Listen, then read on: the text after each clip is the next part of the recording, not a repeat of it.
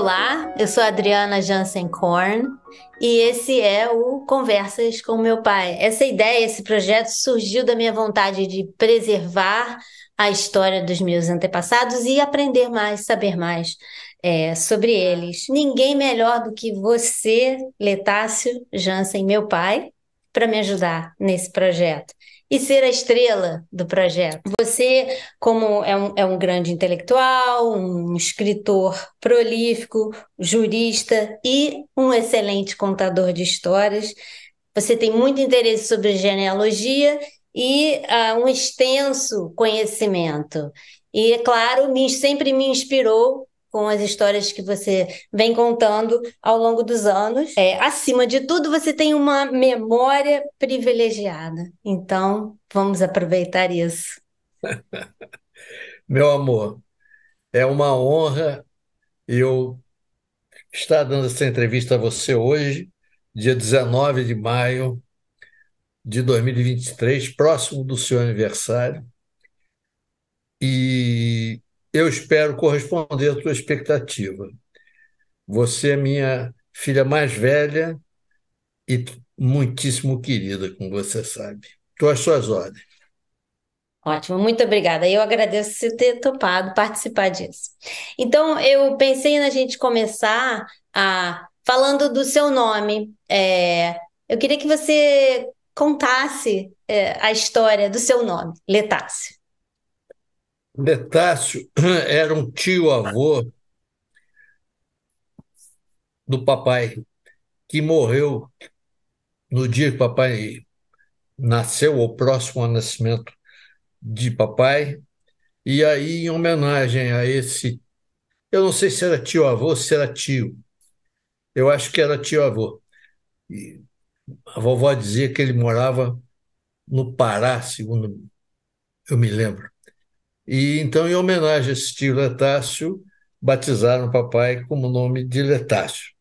Aí o papai tinha muito orgulho do nome dele, ele era uma pessoa que tinha uma assinatura muito marcante e um excelente profissional, uma pessoa muito importante e que tinha uma grande autoestima. E aí botou o meu nome de Letácio. E, e fez muita questão de que o meu filho mais velho, que se segue a você, se chamasse também Letácio. E você gostava do seu nome quando você era Não, pequeno? não, não, quando eu era pequeno, para mim era irrelevante. Mas num determinado momento eu comecei a implicar muito com o meu nome, porque ele era diferente.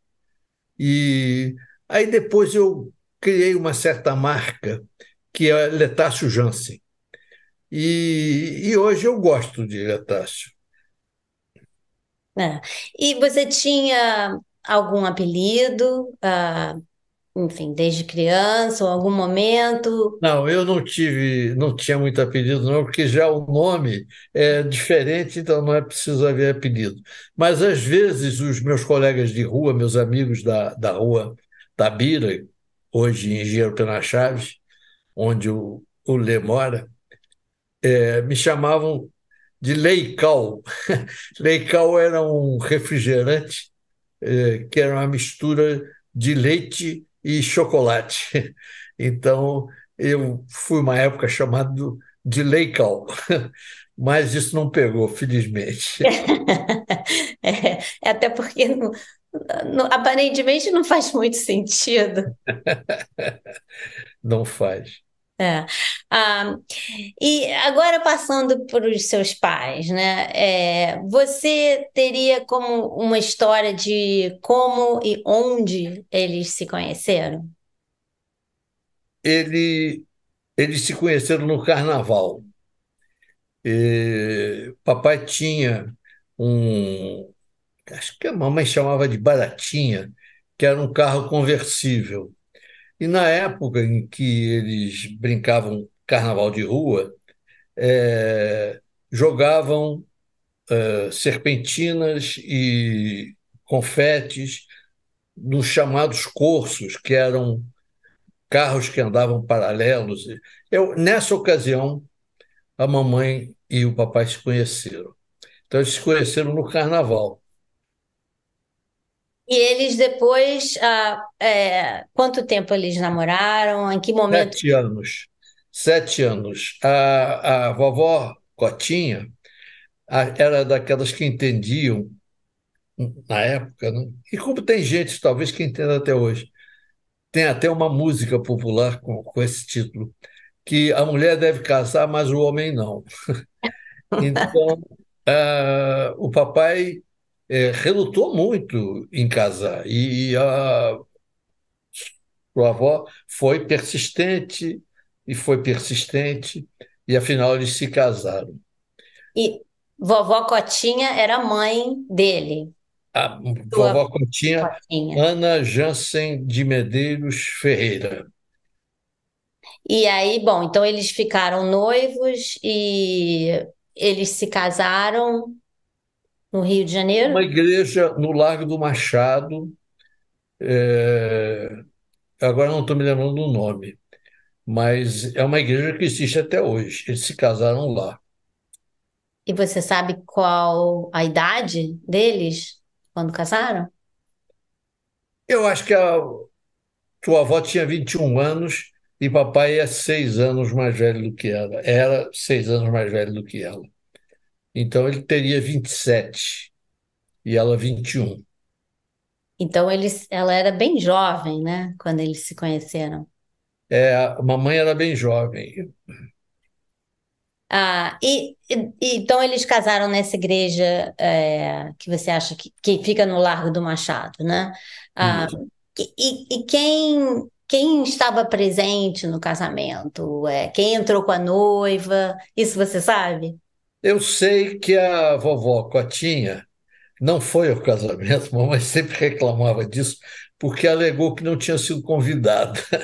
Você vê que depois eu e a vovó Cotinha, e a mamãe também sempre tratou ela muito bem, e eu e a vovó Cotinha ficamos amicíssimos, mas ela tinha um geninho muito brabo, tanto que o papai e ela se bicavam bastante. Mas eu não me lembro da parte de papai quem foi o padrinho. Talvez tenha sido um advogado com primo dele, com o qual ele trabalhou durante algum tempo na área penal, criminal, que era o Emetério Bordeaux Jansen Miller. E a madrinha não sei. E eu tenho a impressão que os padrinhos de mamãe foram o Macedo, que, que era dentista dela, e a mulher.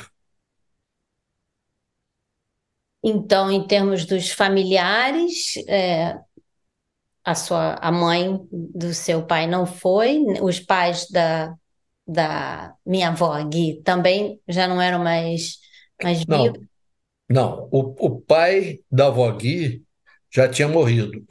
O vovô Jorge morreu quando a mamãe tinha 16 anos. E a mãe dela morreu depois do casamento. Mas eu não sei se foi, porque a mamãe também não tinha uma relação boa com Hum, a, com a vovó Rita, não. hum. E você sabe, quer dizer, então eles casaram na igreja, teve alguma recepção ou foi, Não, seguramente que não.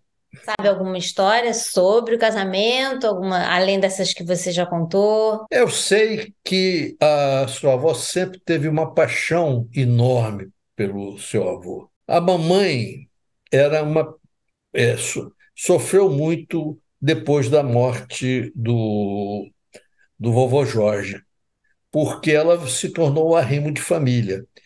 E aí ela foi trabalhar na Shell, que na época aqui no Brasil se chamava Anglo-Mexican. Ela era uma excelente datilógrafa, que aprendeu esse ofício na Associação Cristã de Moças, e ela era taquígrafa também. Então, ela trabalhava para sustentar a mãe, para sustentar ao tio, ao irmão, para se sustentar. Uhum. E ela era uma trabalhadora incansável. Mas isso levou a mamãe, e ela era muito solitária, né? Porque houve uma briga de família e a família um pouco que se afastou da mamãe e a mamãe da família. Uhum. Então ela ficou muito sozinha. Engravidou da Marlete, que nasceu em 1934, e depois não queria engravidar de mim. Mas o parteiro, o amigo do casal, que era o Cidinho, Alcides Lins, se negou a que ela fizesse aborto. Não, você tem que ter o filho. Então eu sou um pouco produto da firmeza do Cidinho, que insistiu na minha. Tanto Cidinho. Salve, salve, Cidinho. Poxa vida, essa parte, essa história eu não tinha ouvido ainda. É, eles, assim que se casaram, eles já foram morar onde? E papai construiu a casa na Rua Tabira 22, onde eu nasci e fui criado, que é hoje Engenheiro Pé na Chave 78. Isso eu sempre já te disse. Eu nasci na Rua Tabira 22, no antigo Distrito Federal, e fui criado na Rua Engenheiro Pé na Chave 78, na cidade do Rio de Janeiro, onde houve uma fusão com o antigo Estado do Rio, o Estado da Guanabara e o Estado do Rio, e sem sair do mesmo lugar. Quer dizer, são mudanças como as do Lampedusa, acho que o Lampedusa se refere, mudar para não mudar coisa alguma, né? Preciso mudar para que tudo continue na mesma. Eu fiquei no mesmo lugar, mas houve uma mudança formal enorme É. com essa, independente da minha vontade. Como que você chamava os seus pais? Sua mãe? Vamos falar só da sua mãe, então. Mamãe, Mamãe. chamava de mamãe. E você, onde é que ela nasceu? Mamãe nasceu no Rio de Janeiro. E em qual bairro, você sabe? Eu sei que ela morou, a fase melhor da vida dela foi quando ela morou em Vila Isabel.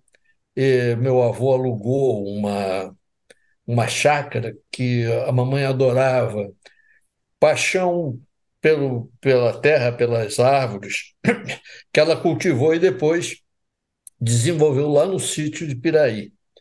Uhum. E foi um período extremamente feliz da vida dela, mas depois que o vovô morreu, eu acho que ela se mudou e acho que para o Meia, se eu não me engano. Quer dizer, o vovô não deixou nenhuma herança. Ele era um comerciário, era gerente de uma loja de, de tecidos e Uhum. não deixou praticamente patrimônio nenhum. E acho que numa determinada época, antes de casar, a mamãe morou de favor numa casa ao lado da casa de campo da casa de praia do Vacani, que na ilha de Paquetá. Eu tenho essa impressão. Mas essa questão, ela nunca falou muito, né? Isso eu vinha descobrir depois. E também não tenho certeza se ela morou efetivamente em Paquetá. Eu sei que na minha época era um programa de todos os adolescentes da minha época, era ir a Paquetá. E a mamãe nunca quis ir a Paquetá. Isso depois me ocorreu, disse, que coisa engraçada. E eu acho que também foi um período muito, muito difícil da vida dela. É, faz sentido. E o irmão, você falou que ela teve um irmão, ele era mais novo do que ela. Não, o tio Edgar era um ano mais velho do que a mamãe, Hum, que é o pai da Rosemary. sim, o pai da Rosemary. E então ela estudou, frequentou a escola e Só depois. o primário, mamãe só fez o primário. hum, e depois ela estudou para se tornar Sim, taquígrafa. ela fez esse curso na Associação Cristã de Moços de datilografia e de taquigrafia. E qual foi o primeiro emprego dela? Eu tenho a impressão que ela trabalhou um pouco na própria Associação Cristã de Moços e depois ela de moças, né? E depois ela trabalhou que ela falava que ela se lembrava sempre e acho que ela estava trabalhando lá quando se casou e saiu do emprego. É, foi na Shell, na Anglo-Mexican, onde ela era muito conceituada, ela falava muito bem inglês, a mamãe, e eu acho que era uma secretária bilíngue lá na Shell. Eu acho que ela me falou que ela sabia muito bem inglês, sempre soube, e que ela era secretária bilíngue, eu me lembro disso, dela contando isso. E além do inglês, que obviamente era um talento que é, ela tinha outros talentos, como pintura, jardinagem, com certeza, ou enfim, que você Ela lembra. era uma excelente fazedora de brinquedos de criança, né? Ela fazia muito bem balões, fazia muito bem papagaios, Hum, pipas e o amor pela jardinagem. Ela tem até um livrinho sobre jardinagem escrito à mão que eu dei para a Beth, que a Beth também gosta muito de jardinagem. Mas ela era muito talentosa, ela era uma executiva. Tanto que quando papai empreendeu incorporou aquele prédio na rua Conde de Irajá, onde você nasceu, foi ela quem comandou toda a parte junto ao engenheiro, junto ao arquiteto, e tanto que ele chamou o edifício de Edifício Gui, em homenagem a ela. E ela era uma excelente dona de casa, mas gostava de música, cantava, era bem afinada, tanto que a mãe dela também, a Rita Berrini, era uma boa soprano, segundo depois eu vim a saber. E elas eram uma família musical. E o tio Edgar era um excelente barítono. Ele cantava muito bem e eu e você, nós dois somos bem musicais, assim como o Rodrigo. Já a Renata é menos, o Flávio não é nada, nem o Letassi, né? é. Mas nós três somos musicais e puxamos isso. Certamente você, né, herdou isso, então, da, É, da família da sua mãe, que eu nem na sabia família que eram da minha tão mãe. musicais assim. É, e você mencionou que ela fazia brinquedos. Eu me lembro dela fazer pipa para a gente soltar lá em Teresópolis. Exatamente. Ela sabia fazer perfeitamente. É, perfeitamente. E balões, ela sabia fazer vários tipos de balão. Ah, é verdade. Eu acho que eu devia ser bem menor, mas eu me lembro vagamente da gente, ou dela fazendo o balão, ou da gente soltando o balão. É, E qual você lembra? Você disse que ela era assim um pouco isolada, né, da família. Eu não tinha muitos amigos, mas você lembra quem seriam os amigos mais próximos dela ou amigas mais próximas dela? Você lembra? Era o Macedo Fernandes, que era esse dentista que ela conheceu solteiro e era casado com uma moça que era também bastante amiga da mamãe. A mamãe não era fácil, depois de casada e depois de ter os filhos, ela não era fácil de fazer amizades.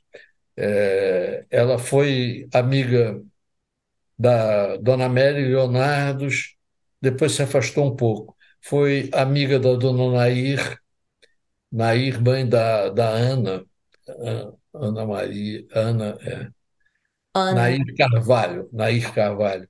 E foi amiga da mulher do juiz Abrita, que morava num prédio em frente à nossa casa, mas ela não cultivava, não, ela vivia extremamente centrada na família e tomava conta do papai, que ela chamava de Lete, e papai dependia dela para tudo. Ele estava nos lugares e precisava de alguma coisa e dizia, Guioma, ele chamava ela Iopa, de Guioma.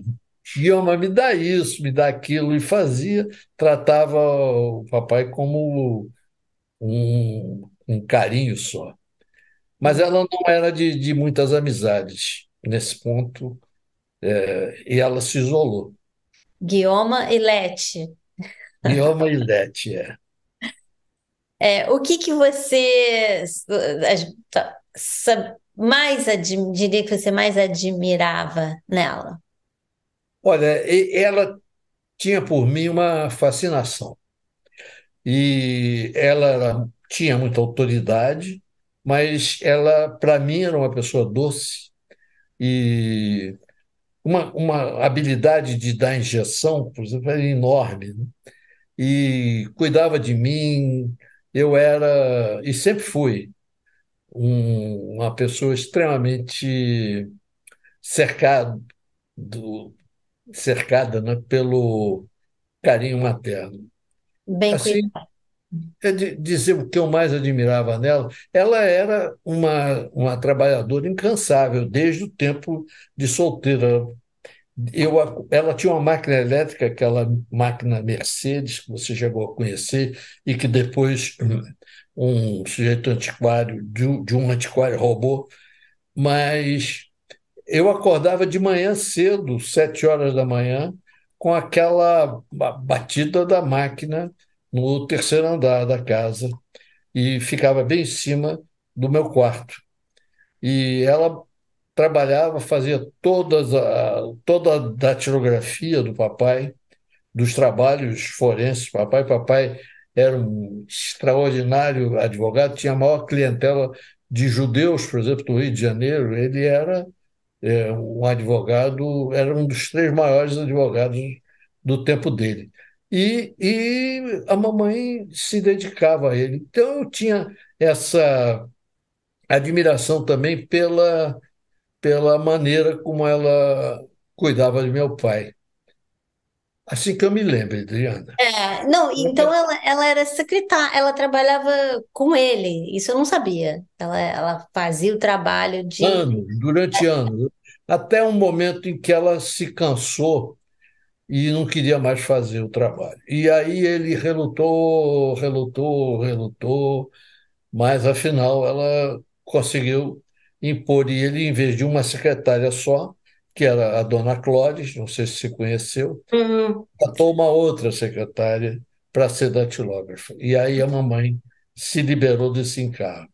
ah, conta uma história que você lembra o, ah, sobre o seu pai. Eu me lembro de várias histórias. Ele era um homem extremamente liberal, era um poeta, era um orador fantástico e também me queria muito bem, tinha por mim também uma fascinação. E ele era. é, Tinha um pouco de gênio também, ele era genioso. De vez em quando ele ficava bravo, inclusive comigo. E, mas eu tinha por ele também um respeito muito grande, até um certo temor. Hum, Mas depois ele, sempre que eu tinha qualquer ideia, qualquer ideologia, né? Quando eu, por exemplo, na faculdade, que eu comecei, depois de um período de alienação, né, e de ser uma pessoa muito alienada politicamente, aí eu, depois do centro acadêmico, de ser presidente do centro acadêmico, eu me aproximei da esquerda. E aí papai, que não era, ele era um liberal social, ele era um homem aberto às ideias. Ele não era, nunca teve nenhuma ligação com o integralismo, por exemplo, que era muito comum na minha época. O Dr. Thomas Leonardo, por exemplo, era ligado ao integralismo. O Alfredo Lamy teve uma passagem pelo integralismo, mas, em síntese, papai não gostava da direita, e era uma pessoa muito liberal, quer dizer, ele ajudou muito a minha formação. E conhecia muito bem literatura, conhecia muito bem história, falava francês, ele era um francófilo, e acho que basicamente são essas as ideias, as lembranças assim que eu tenho de papai. mas esse, você disse que você tinha até um certo temor. Ele era então uma pessoa rígida ou ele. Foi rígido, foi rígido. Depois ele ficou menos rígido. Hum. Acho que percebeu que a rigidez dele me afetava negativamente, e aí ele ficou mais doce do que foi no início. Porque ele trabalhava muito também, não tinha nenhum emprego fixo, ele vivia exclusivamente da advocacia e tinha sido advogado criminalista, tanto que defendeu o Febrônio, o índio do Brasil, num caso que foi rumoroso, né? Era um caso de extremo sucesso do papai como advogado, e depois do sucesso em que ele ficou muito conhecido como advogado, ele passou para a área civil, onde, como eu te disse, ele era advogado das principais figuras da burguesia da época. E advogado do Banco Mineiro da Produção, que era um banco de Minas. Ele representava muitos clientes aqui junto ao Supremo Tribunal Federal e ao então Tribunal Federal de Recursos, porque nós éramos Distrito Federal, capital da República, para onde estavam os tribunais superiores. E ele ganhou muito dinheiro na advocacia, sempre nos propiciou uma vida extremamente confortável, e acho que é mais ou menos isso. Nós já estamos, eu acho que evoluiu muito bem a conversa, e você também trouxe as tuas lembranças, né? Porque a tua avó tinha por você uma fascinação, um amor extraordinário, e conversava muito com você, né? Então ela deve ter te contado algumas histórias. Papai E, você mal conheceu, né? em termos de, sim, de E teve pouco histórias, de conversa, contato. muito pouco, porque eu era pequena, né, quando ele Você era pequeno. morreu. Assim, eu tenho uma lembrança, talvez de uma lembrança dele indo nos visitar lá no apartamento da Arthur Araripe. Não, não sei nem se pode ser isso. É, e trazendo balas. Ah, é? Pode ser. Às vezes a gente lembra umas coisas e não tem muita certeza, porque você fazia muito. o avanço com as É, balas, né? Esse corredor. é. Eu tenho uma vaga lembrança dele trazendo balas, É. é, mas assim, não tenho muitas outras lembranças, não, porque eu era muito pequena. Ele E morreu em 68. 68 você tinha há 6 anos, então. 6 anos. É, é. E ele nasceu aonde? Passou a infância ou a juventude? Papai nasceu em São Luís do Maranhão, onde o meu avô Pulu Apolinário, presidente de um banco, depois o banco faliu, aí vovô veio aqui para o Rio de Janeiro e papai saiu lá de São Luís do Maranhão depois, acho que do falecimento de vovô, e foi estudar direito em Recife. Começou estudando direito lá em Recife, depois veio aqui para o Rio e concluiu o curso na Faculdade da Rua do Catete. E ele aqui foi, acho que morou de favor na casa de uma amiga da vovó, tia Marocas, que ele se lembrava bastante dela.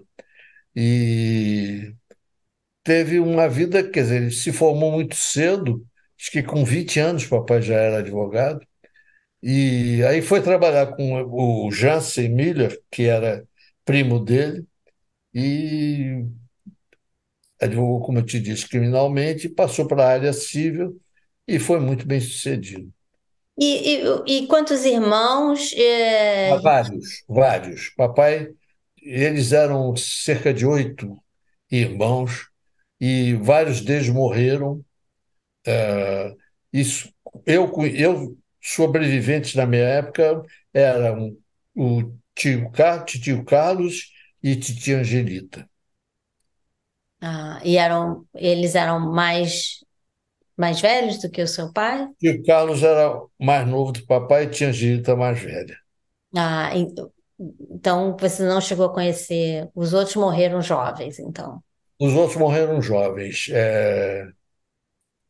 Eram Raimundinho, Raimundo. Eu teria que pesquisar depois para te dizer os nomes.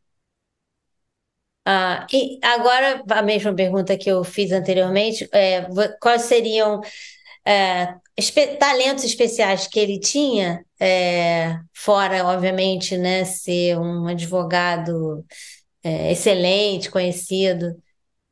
Ele não tinha habilidade manual, não, não cantava. Ele gostava muito de fazenda. Acho que a família dele teve uma fazenda lá no Maranhão e ele gostava muito de fazendas, de campo, de área rural. E Mas ele não tinha nenhum hobby, não. Papai não tinha nenhum hobby. Você lembra de algum prêmio especial, alguma que ele tenha recebido, que você, enfim. Ele nos levou, inclusive, a uma conferência de direito internacional na Espanha, onde ele foi orador. Ele era membro do Conselho da Ordem dos Advogados, foi um dos fundadores da Ordem dos Advogados. Eu acho que isso era talvez uma atividade que ele desenvolveu durante a vida inteira, paralela à advocacia e dentro da advocacia. Mas ele era muito centrado no trabalho e trabalhava muito e chegava tarde em casa. Era e chegava tarde em casa e botava uma pijama e coisa que a sua mãe sempre me proibiu de fazer. Embora Aliás, você. Nem sempre com êxito. A avó Guia, sua mãe, você disse que não tinha muitos amigos. E ele? papai tinha mais amigos. Ele era muito amigo do Dr. Thomas, amicíssimo do Dr. Thomas Leonardo, e do Newton Noronha também. Ele era muito amigo. E era amigo do Rubenzinho, do Rubem de Andrade Filho. Ele tinha amigos, todos esses três advogados, né? Quer É, dizer, Vamos então, eu vou ter que interromper porque a gente tem menos de um minuto, mas a gente continua a nossa conversa na próxima entrevista. Mas foi um Sem dúvida, prazer. sem dúvida. Depois você me manda para eu ver como é que ficou. Tá bom, pai. Beijo, obrigado, meu amor. Beijo. Tchau, tchau. Tchau.